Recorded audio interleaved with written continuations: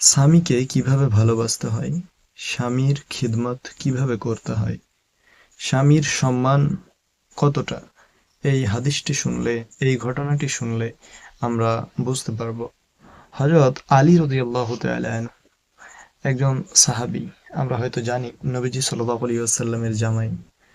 তো তিনি একদিন অবাক হয়ে জিজ্ঞাসা করলেন, ফাতেমা, তুমি কিভাবে বুঝতে পারো যে আমি বাড়ি ফিরবো? একটা টোকা দিতে না দিতেই তুমি দরজা খুলে দাও। তখন হযরত ফাতেমা রাদিয়াল্লাহু তাআলা আনহা নম্রভাবে বললেন যে, আমার আব্বা রাসূলুল্লাহ সাল্লাল্লাহু আলাইহি ওয়াসাল্লাম বলেছেন, তোমার স্বামী সারাদিন পরিশ্রম করে ঘরে ফিরবে, দরজায় যেন 2 বার টোকা দিতে না হয়। তাই আমি প্রতিদিন ঘড়ির মতো ঠিক সময়ে দরজায় পিঠ লাগিয়ে দাঁড়িয়ে থাকি, যেন টোকা দরজায় না পড়ে আমার পিঠে পড়ে। সুবহানাল্লাহ। ফাতিমা রাদিয়াল্লাহু তাআলা আনহা আমাদের শিখিয়ে গেছেন একজন স্ত্রীর কিভাবে স্বামীর সম্মান, খেদমত এবং ভালোবাসা দিতে হয়।